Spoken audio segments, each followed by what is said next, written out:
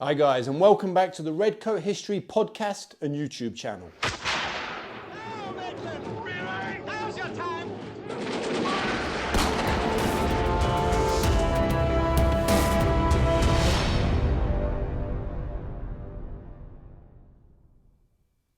Today we're talking all about the 5th 60th Rifles, also sometimes known as the Royal Americans or later as the King's Royal Rifle Corps. Their descendants, of course, are now part of the Rifles. If you're watching the video right now, these images are of the reenactment group, the living history group of the regiment, during a training exercise in the Midlands when I met up with them a few years ago. If you're listening to the audio-only version of this episode, then I hope you still get a nice sense of the event just from the sound. Peloton, aperitif! Present! You! Fire! 60th, close! Riflemen of the Peninsula are often romanticised, mainly due to Bernard Cornwell's Sharpe books and the subsequent TV show. Sharpe was famously an officer of the 95th Rifles, but did you know there was a number of other rifle units that served in the Peninsula? They aren't as well known as most of them were made up of foreigners, and very few of them left memoirs, but they performed excellent service. Wellington himself described them as the most useful, active and brave troops in the field. Well, today I'm joined by the expert on the 5th 60th, the expert, Rob Griffith. Rob has written a brilliant book on the unit that can be found on Amazon and other booksellers. I'll leave a link in the description. He's also very active on Twitter, where he goes by the handle @Rob_Griffith. He's well worth a follow, and I must say he's an incredibly nice bloke. So before we begin the interview, I just want to take a moment to ask you to subscribe and to sign up for my mailing list over at www.redcoathistory.com/newsletter. I feel that now more than ever it's important to keep our military history alive, to share the stories, to honour our ancestors. That's what I'm trying to do here, but I really need your help, so please do subscribe and help to spread the word. When you sign up for the Redcoat History newsletter, you receive a free ebook all about the Martini Henry rifle, as well as monthly updates from me that are packed with interesting stories and links. Also, as it's nearly Christmas, I just want to remind you that my new book is now out, The Military History Geek's Guide to the Peninsular War, Part 1. It's a fast read, packed with first-person accounts of the battles of Roliça, Vimero, Corunna and Talavera. Just search on Amazon and Apple Books and you'll find it. Anyway, enough of my rambling, let's get to the interview. Now's your time!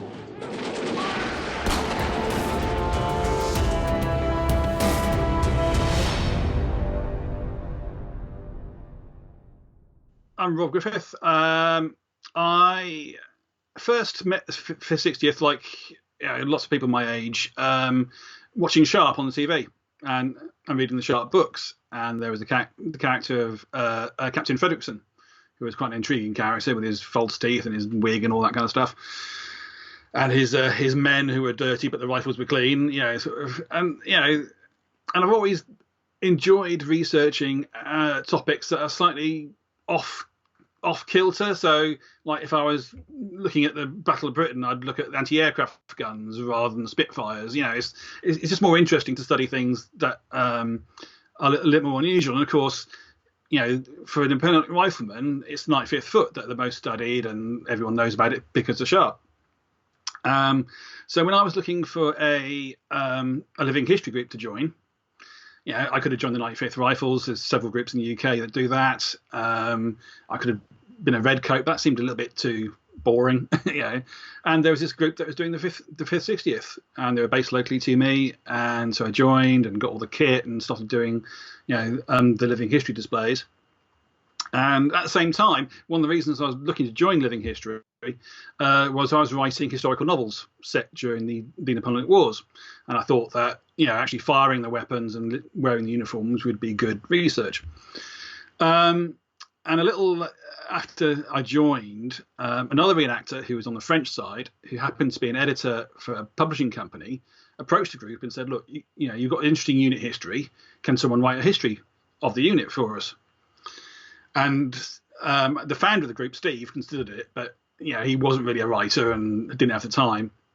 But because I had been doing writing, and I've done some historical research for that, I volunteered, put a proposal in, and got the gig, and then spent 2 years intensively researching the group. I was the first one to write a history of the unit since the 1920s.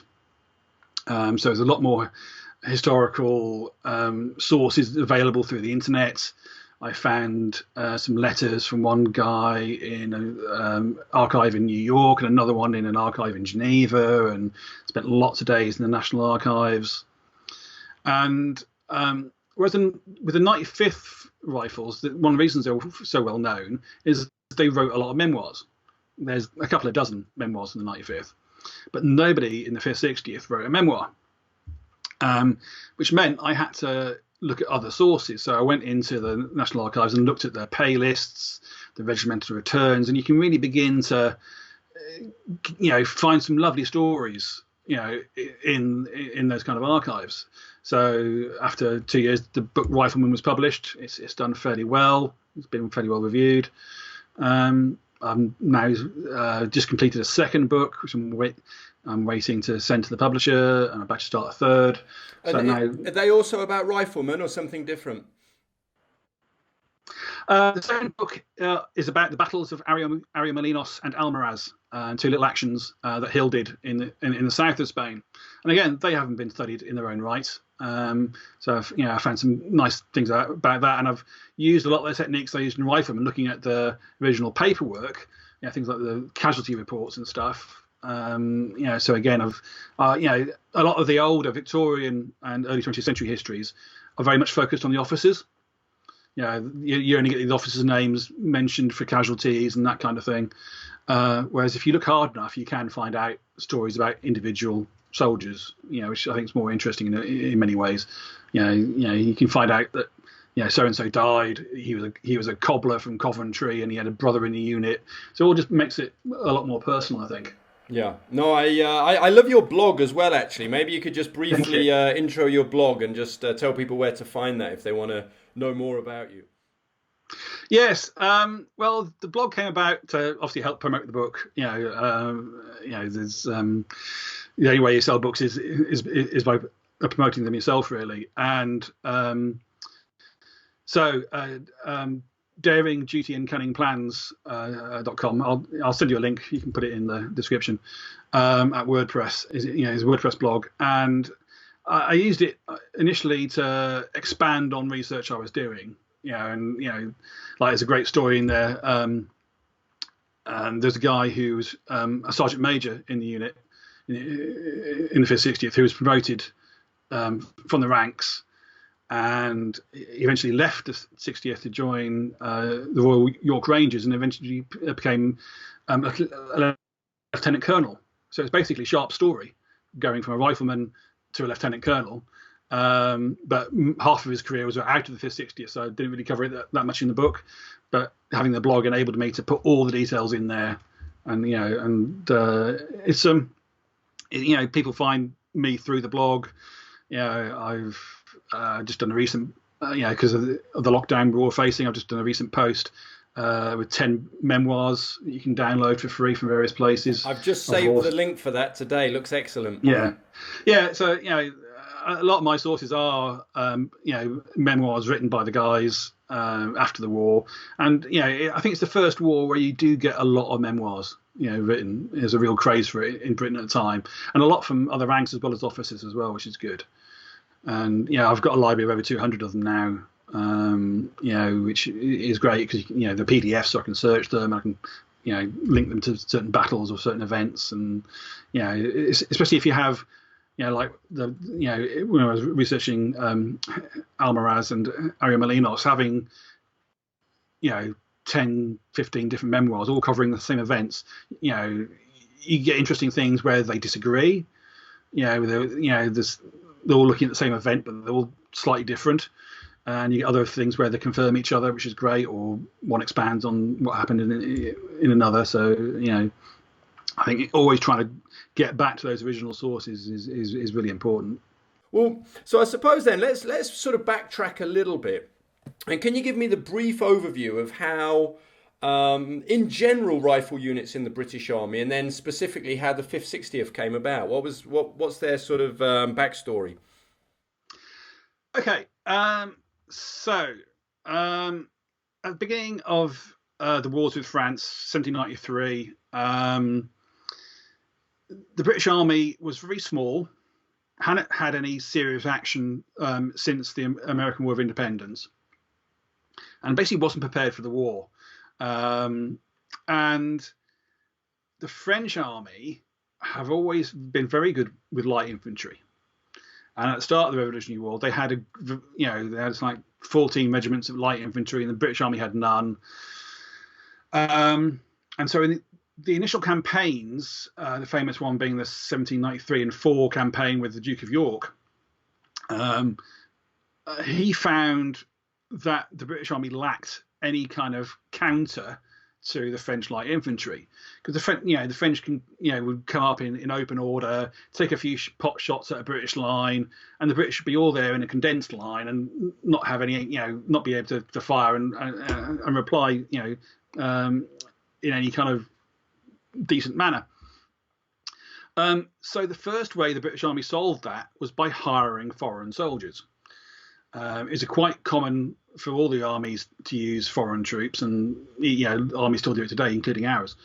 They got French and Dutch and German emigres who were escaping from the revolution to form units of light infantry, and a lot of those were armed with rifles. It released a mix of muskets and rifles, and so they began to fight the French, and most of them were sent to the West Indies, where of course they needed light infantry, because we all see the Caribbean as nice beaches and holiday resorts, but actually inland they're all very mountainous, very heavily wooded, and so you need light infantry to fight there.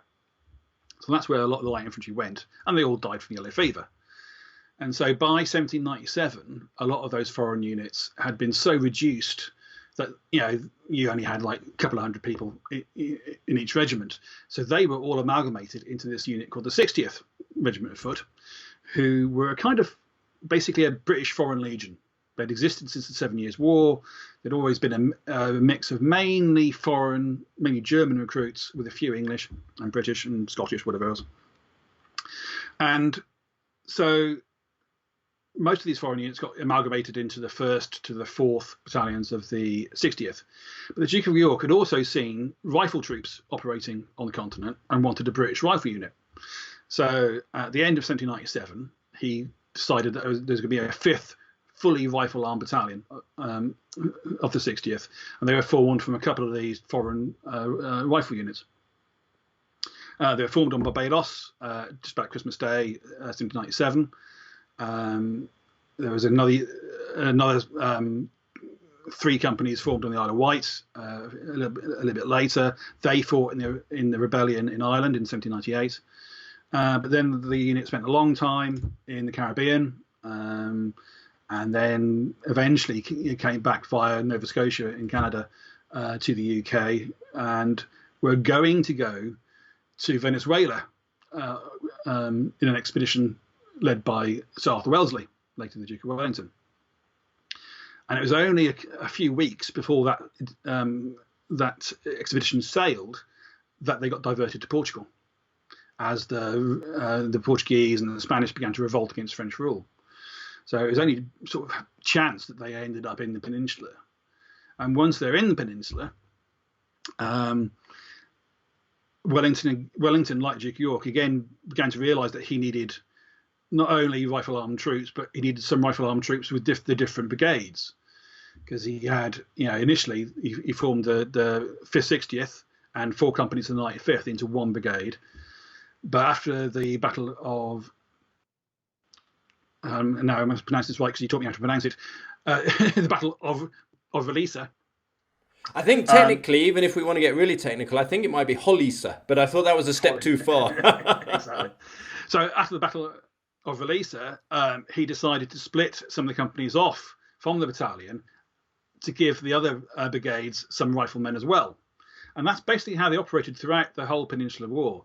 The 95th stayed as a battalion unit in the Light Division, whereas the 5th 60th were split up into companies, and each infantry brigade had a company of the 5th 60th, and they operated with the light companies of the Redcoats. So a brigade of 3 Redcoat infantry battalions would have the rifle company and then 3 light companies, and they would operate as the advance guards. They'd do patrols. In battle, they would screen the brigade from the French skirmishers, and generally act as a little small independent rifle and light infantry unit. And they served that way all the way through the Peninsular War. And because they were so split up, it means they were basically everywhere. Yeah, and so when I was writing the book Rifleman, I basically had to cover almost every battle in the Peninsula. Apart from a couple where it was only the Light Division. They were, at Talavera, Fuente Sonoro, Albuera, everything. And did that affect their unit cohesion and their morale being split up like that from the sources you've read, or were they very much proud of 5th 60th and what they stood for, or was it quite a strange unit to be part of in these little disjointed, company-sized detachments? Yeah, I mean, basically from start of 1810 all the way through to the end of the war in April 1814, the companies did not get together. And so they were all separate. I mean, there were 3 in the 2nd Division and 3 together in the 3rd Division. But apart from that, they were all very much spread out. And certainly they had a problem with desertion, which every foreign corps did, because a lot of the recruits came from the French army, from prisoners of war, and deserted from the French army. And if things got too tough, they could go back. And obviously, they could, might think that if they deserted to the French, they were then one step closer to Germany and home or whatever, because most of them were Germans, but there were Russians and Poles and Hungarians too. But they didn't have as bad a desertion problem as some other units. They don't seem to have had many court-martials. They had a few, but nothing out of the ordinary in terms of court-martials for theft or whatever else. And it was one of the things that I wanted to find out when I was researching, but I didn't come to any conclusive answer, because I didn't find anything saying that this is a problem, let's get them back together, which would be the obvious solution. I did find some inspection reports for individual companies, which were very complimentary, saying they're an excellent unit, and all this kind of thing. So I don't think it did. You would have expected it to have a problem, because typically a battalion operated with a quartermaster who got all the supplies and all that kind of thing, and surgeons. And so, what they did, each of the separate companies relied on the infrastructure of the senior battalion in the brigade they were attached to. So they used that surgeon and that kind of stuff. But it must have had an effect. It's just a shame I couldn't find anything saying that. And were they considered? I mean, maybe I should phrase this question differently. What sort of training did they have that differentiated them from, particularly from the sort of line infantry battalions? How would their training have differed? How would their mindset have been different to your average Redcoat battalion, for example? The British Army's light infantry manual for the time was written by the CO of the 5th 60th, Baron de Rottenberg. And that outlines a whole load of different tactics. Part of the book is about, how you extend into line. So there's 6 paces between each file of 2 soldiers and that type of thing. Half it's the drill, but most of it is actually how you do a patrol.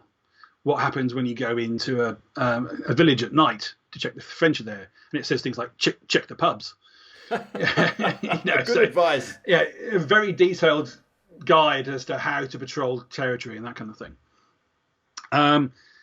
And so they would have been trained in all that kind of thing. They would have been trained to shoot, which a lot of redcoats basically weren't. A normal redcoat unit didn't have a very large allowance of cartridges for training, whereas the rifle units did. They were trained to shoot up to 300 yards with this thing, Baker rifle. Oh wow! So for those who are listening rather than watching, Rob's holding up. Is that a replica, Rob, or is that an original? It is. It is a replica. The brown vest on the wall behind me, I'm afraid, it is original because they're a lot cheaper.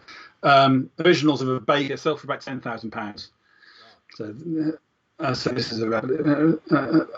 This is a fairly common replica.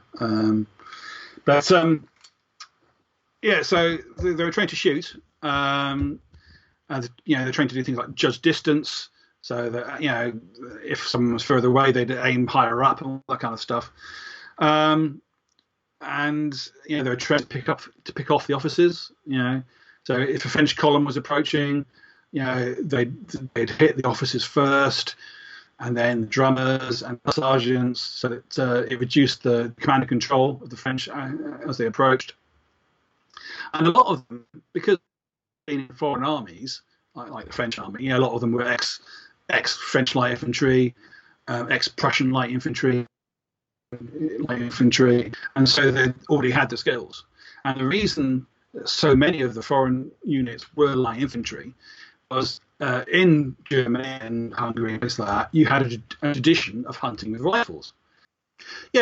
Because there was a tradition of hunting on the continent with guns, and not just the aristocracy, but normal everyday people as well. Whereas that didn't happen in the UK. You had the aristocrats shooting their pheasants and that type of thing. Their gamekeepers knew how to use guns properly. And in fact, there was an attempt to form a regiment of gamekeepers, but it was blocked in the House of Lords because they didn't want to lose their staff.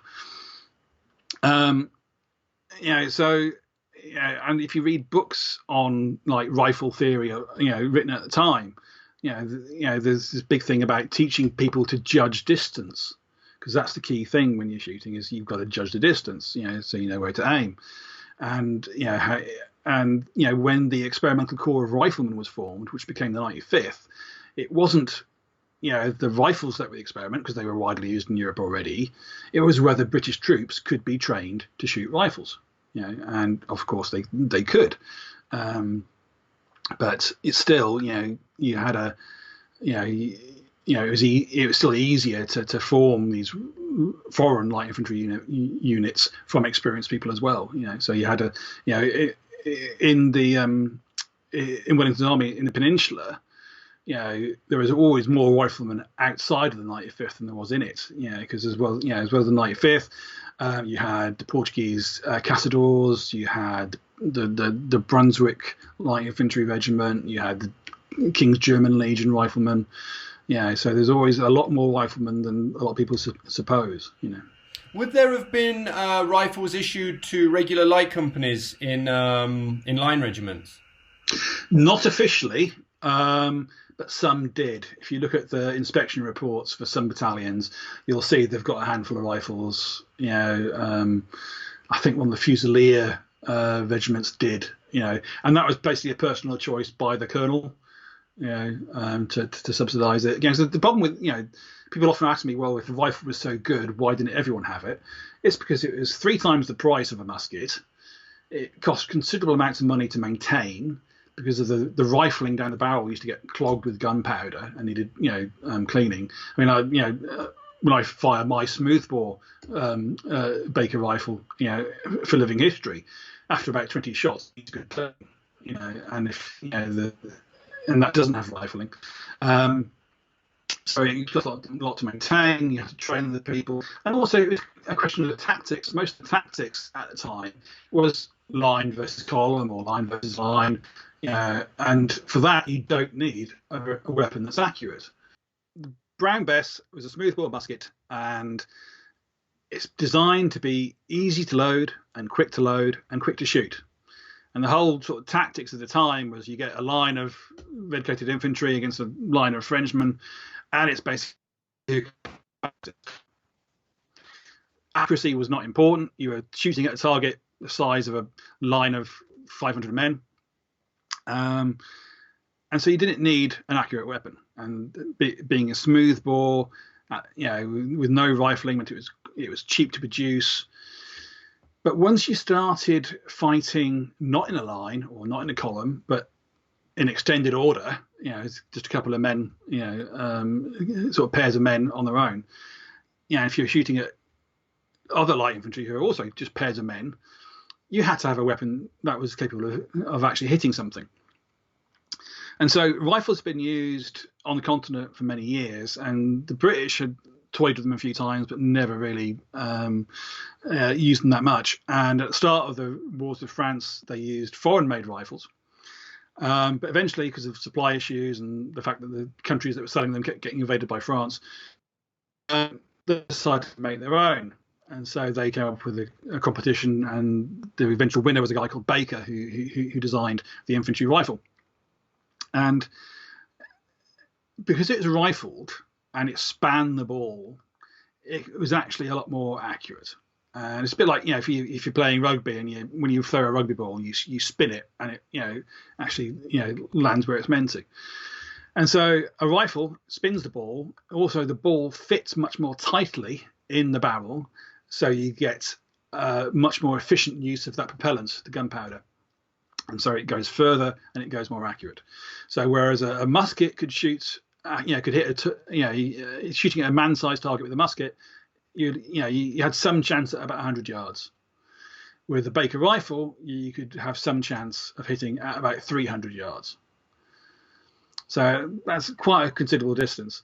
And so what often what is the happen is start advancing either in their own light infantry, or it was a column or a line, and the riflemen of the 95th or the 60th or any other unit would be able to start picking off the officers at 300 yards. And so if you imagine marching 300 yards at a steady pace, that gives the riflemen a fair time to actually start inflicting casualties. And once the French got a bit closer, like 100 yards, then the length of time it would take a rifleman to reload, which could be like 30 seconds, the French could be, knocking on your door by that time.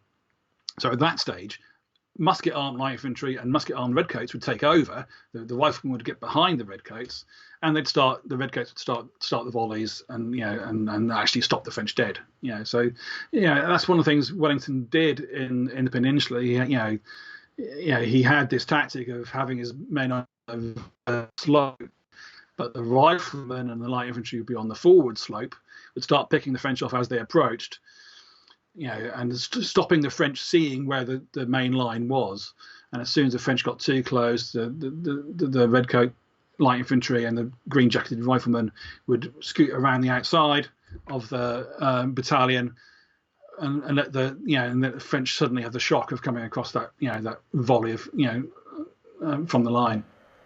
And do we know, have you come across any sources talking about this from the French point of view? Did they have a fear of the rifle? Did it ever affect their sort of tactical doctrine when fighting the British, or to them it didn't make a big difference? I mean, what do we know about the French attitude? Certainly, at the end of the campaign in the Pyrenees in 1813, Marshal Soult wrote to the French Minister of War to excuses why he'd been defeated so often. And one of the reasons he gave was the riflemen of the 5th 60th. He actually names the unit and says that every time a French officer goes forward to lead his men, to encourage them, to get them to advance, he's killed. And obviously that, and Soult complains that the proportion of officers killed far outweighs what is normal. And obviously that wasn't only the 60th, it was the 95th and other units as well. But it just shows, shows the effect it could have. That if you're a French unit and you're, advancing towards the British and you're just faltering, and it's the time when your officers need to, lead from the front, as they all did. And if they start getting, picked off, then the whole advance will just collapse.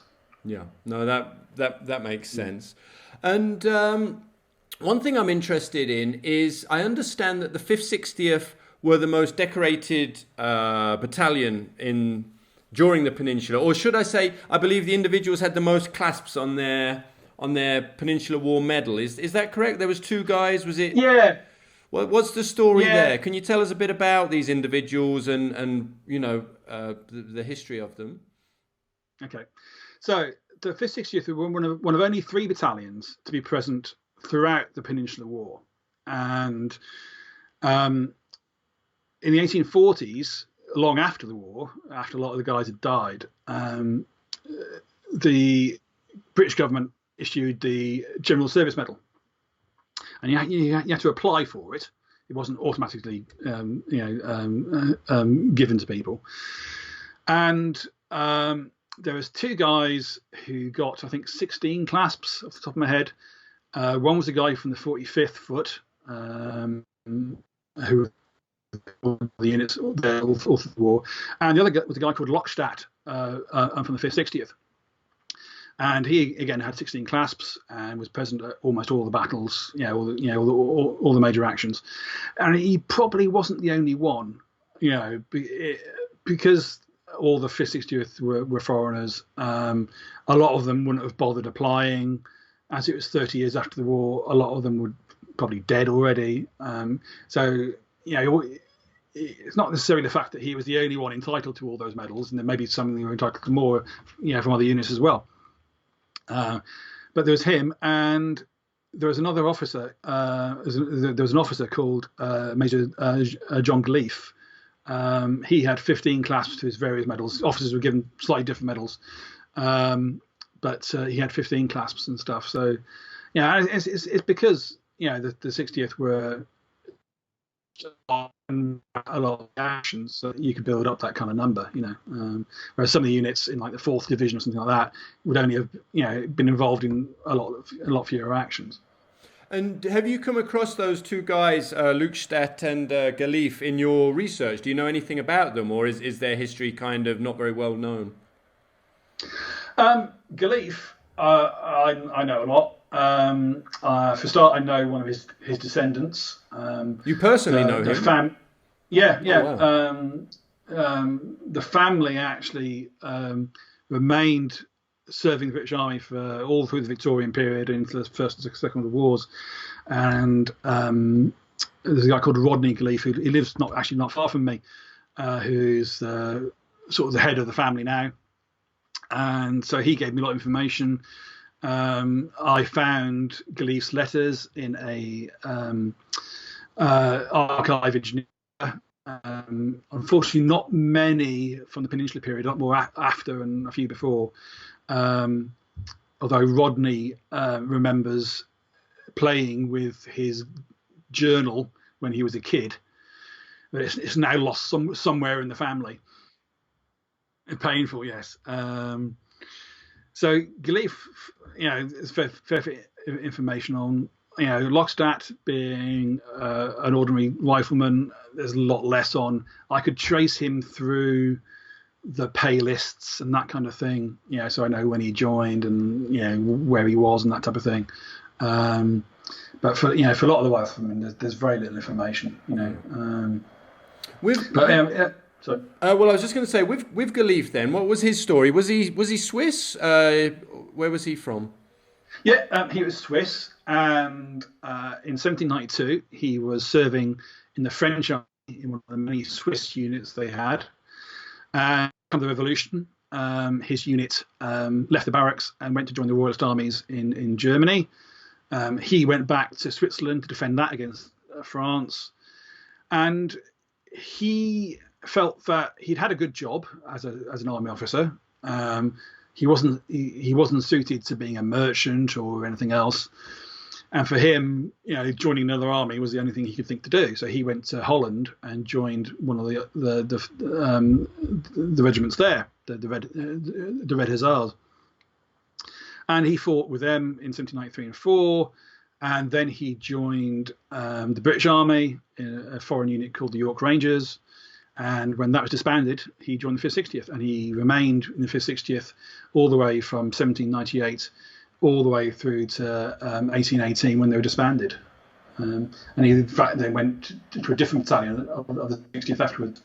Oh, right. So he was a real military man to the core. Indeed, yeah. And he rose from being a captain at the start to a major, and then eventually a lieutenant colonel just before he retired.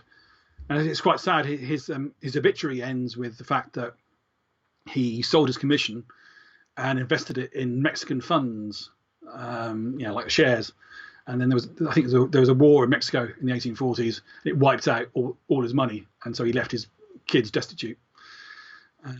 But as I said, some of them, the eldest son, I think, got commission through a old friend of his father's in the British Army, and they served throughout the Victorian period. Brilliant. It sounds like there might be a book to be written about the Galif family. Then that sounds pretty interesting. Definitely. Yes, I know Rodney's got information on them in the Victorian period. I came across some letters. They eventually ended up as an Anglo-Indian family. And Rodney himself served in the British Army in the 1980s. So it's a long tradition. Yeah. Oh, fantastic. Well, the other thing I wanted to touch on, and you mentioned it right at the start of the interview, but I didn't want to press it then because I wanted to come back to it later, was I know you've done some interesting research around promotions from the ranks and sort of percentages of officers who were former rankers and those, particularly the gentleman you mentioned who ended up as a lieutenant colonel. I have read your blog post about him, but I've forgotten his name. Stark. Right, it's such a great name as well. Exactly. Yeah.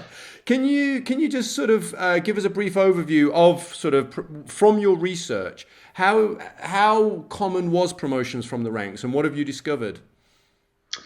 Certainly in the 5th 60th, every sergeant major, so the senior sergeant, apart from one, got promoted to ensign and then usually to lieutenant. A couple made it to captain. So it was fairly common in the 5th 60th. There was usually 2 or 3 people in the battalion who 2 or 3 officers who'd come from the ranks. The only one who didn't get promoted happened to be killed. Yeah, so that was a fair excuse. Yeah, that'll ruin your chances of promotion. There are other posts like the quartermaster, which was a commissioned position. They often came from the quartermaster sergeant. In I think it was 1809 or 10, a sergeant of the 43rd Foot was commissioned into the 60th as well. So certainly in the 60th it was fairly common, but it was a foreign unit and it might have been slightly unusual. But if you actually look at the British Army as a whole, about 1 in 20, I think, of officers came from the ranks. And certainly with the 60th, I never found any evidence that they were treated any differently. Certainly when one was killed in action, the CO, wrote a letter saying how valued he had been as an officer. And I think they were quite often made the adjutant of the battalion, and that's a kind of admin position. You're in charge of some of the administration of the battalion and training and that type of thing. So that would be a logical place for an ex-ranker to be. But it does seem a lot more common than people assume, and certainly the purchase of promotion was actually quite rare. Most promotions were gained by seniority or by the fact that someone had been killed in action, and so then somebody had to be promoted. Because there was certainly a lot more demand for officers than there was supply. So if in order to buy a commission, you had to be fairly wealthy. They went for like thousands of pounds. And then, towards the end of the war, there just weren't that many people who were interested in joining the army, especially if the unit was going to like the West Indies, where a lot of people died of disease, or was an active service, and a chance of death. People might not necessarily want to invest, 1,500 quid, to be a lieutenant in that unit. Yeah. Well, I think what we can do is anyone who wants to know more about Lieutenant Colonel Stark needs to go to your blog and read all about him, because it's a fantastic story, especially for someone who I guess English was his second language as well. Exactly, yeah. And I mean, one of the things I was interested in was what was the common language in the battalion, because most of them were German, but there were Hungarian, Russian and stuff. And I never quite worked out if the orders were given in English or German. And I remember reading a court martial where a German NCO was basically said, look, I told the guys to do something, but I don't know if they understood me because they're Russians. Yeah, yeah. So there obviously was quite a language issue. So that was another fascinating thing, is to because like you did have Poles and Hungarians and Slovenes and Lord knows what else, and so either they all spoke German or they must have all got used to English. And would there have been any Englishmen? I mean, you mentioned a couple of officers, but in the ranks, would Englishmen have joined? Could you have volunteered for the 5th, 60th? I mean, there wouldn't have been any recruiting parties? No Englishmen would have joined? No. The later regimental returns break down into like foreigners, British and Scots and then Irish, and there's usually one or two, probably officer servants. So if an officer transferred into 5th, 60th, he may well bring his servant with him. And so they would then get put on the books. But no, at the start of the wars in the 1790s, there was a good proportion of the 60th in the other battalions who were British, and they were mostly people who had been who deserted from the British ranks, and then been captured and condemned to service overseas for life, because the 60th was meant to serve overseas in the Caribbean and Canada, and so quite often its ranks got filled up by people who'd been condemned to overseas service for life. Right, makes sense.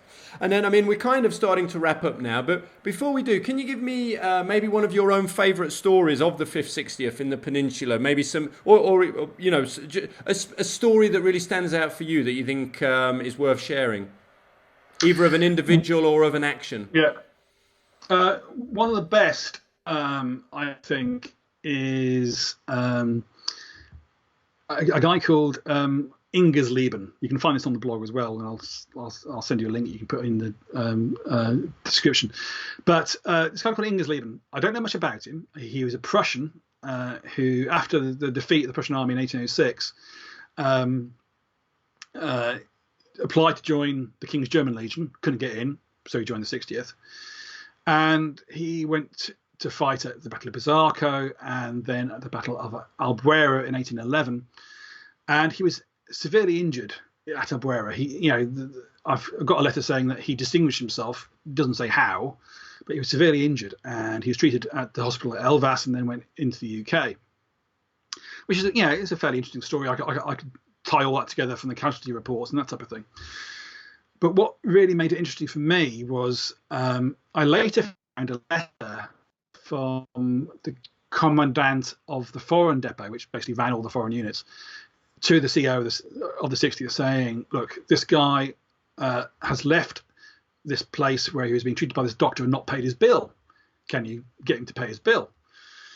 And so I found this letter in the National Archives, and just out of chance, I thought I'd Google the name of the house that this doctor worked in.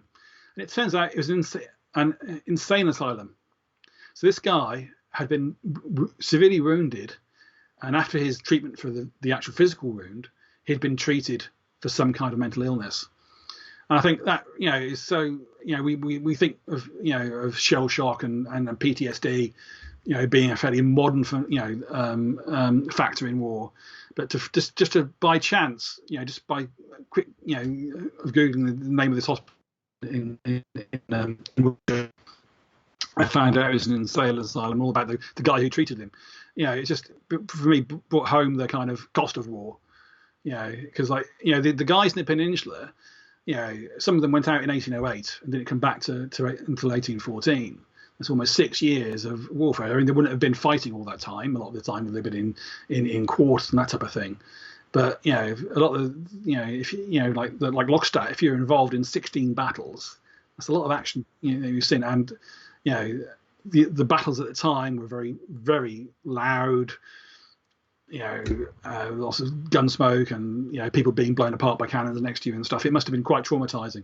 So so to find some kind of evidence of that, I thought was was a really nice piece of research. So that's one of my favourite stories anyway. And it sounds like maybe there's some academic research to be done, maybe around the sort of mental effects of war in that era. I don't know if anyone's doing that. No, I've certainly seen a few academics post on Twitter about it and stuff. But the trouble is getting the data. it's not something that was particularly talked about. There was no systematic method of treatment. This guy happened to be in an insane asylum, which was like quite a well-to-do place for people from the aristocracy, and so I just happened upon that. But for an ordinary soldier, they would have just probably killed themselves. Well, exactly. One thing I did find was a lot of guys shooting themselves. And quite often, going through the pay lists and stuff, you'd see, shot himself. I must have seen a dozen guys, do that from that battalion. And obviously, you don't know why that happened. There was obviously problems with drunkenness and stuff in the army as well. So that side of the thing, I think could do more research. And then, so after the Peninsula, then you mentioned the battalion was disbanded. Did you say 1818? Yeah. What happened between the end of the Peninsular War, and the war in the south of France in 1814, and their disbandment? They were at Waterloo, weren't they? No, they weren't. They weren't. At the end of the Peninsular campaign, they were down to about 250 men, and so they went from the Peninsula to Cork and began to basically try and bring up the numbers. But because most of the foreign recruits came from foreign prisoners, once the war was over, there wasn't a source of new men. So when Waterloo came around, they were still in Cork. They were too under strength to be sent, so they weren't sent. But after Waterloo, in 1816, when the King's German Legion were disbanded, a lot of them then volunteered to transfer into the 60th. And by that time, the 5th 60th were in Gibraltar. They were stationed there for a year or two. And then, obviously, at the end of the war, lots of regiments were getting disbanded. The army shrank from 250,000 back down to about 100,000. And in 1818, the 5th 60th went to Isle of Wight, where they were disbanded. Although what actually happened is most of the men transferred into the 2nd Battalion 60th, who were in Canada. And so so they went to serve there. And then in about 1824, it was decided to change the 60th from a foreign unit into a British one. So all the foreign troops were asked to leave, and so a lot of them took up land grants in Canada. So in fact, I was in touch with a guy from Canada whose ancestor left the 60th and to Montreal and bought a pub. And it seems like an old soldier's dream. To camp. But this guy had been a French conscript, was captured. In fact, he was captured from a convoy going across to the West Indies, and then volunteered for British service, and served throughout the Peninsular War. And then he went to Canada and ended up running a pub in Montreal, which must have been quite nice. These guys all have such great life stories, don't they? Exactly, yeah, they really do. They really do. So from 1824, soon after that, the 60th became known as the King's Royal Rifle Corps, and of course, served through the Indian Mutiny and all that kind of thing, through the First and Second World Wars, and today is part of the Rifles. Did you come across in the sources any direct references about them, maybe from Wellington? Did he speak much about the 5th 60th? Did he mention them a lot? Yes, they're mentioned in his dispatches an awful lot. Either individual officers like Lieutenant Colonel Williams, who led the defence of the village of Fuentes de Noro. He was mentioned in the dispatches. One of Wellington's brigade commanders wrote to him once about the battalion, and Wellington wrote back, yes, basically saying, yes, everything I've heard of the 5th 60th, they're an excellent corps. So there, he did rely on, he did rely on them a fair bit, and also I don't think he would have kept them detached in the brigades unless they were doing well. If they'd had any severe problems with morale and that kind of thing, I think they would have been brought back together. I think the fact that they were allowed to operate independently, it was a good vote of confidence. And as I said, he in most of the battles they're mentioned, somewhere. Rob really is the man, isn't he? I could have picked his brains all day. He's also a brilliant fiction writer, by the way, but he's put that on the back burner for now to focus on his non-fiction. I, for one, hope that he starts writing fiction again soon. Anyway, guys, I'll be back next month with friend of the show, Marcus Cribb, great guy, and we'll be talking all about the Battle of Talavera and tying that into the book Sharp's Eagle, which is the first of the books written by Bernard Cornwell. It's a really fun episode, light-hearted, but also packed with info about one of the deadliest battles of the peninsula. The episode will be out in plenty of time for Christmas, so look out for that and I'll see you then.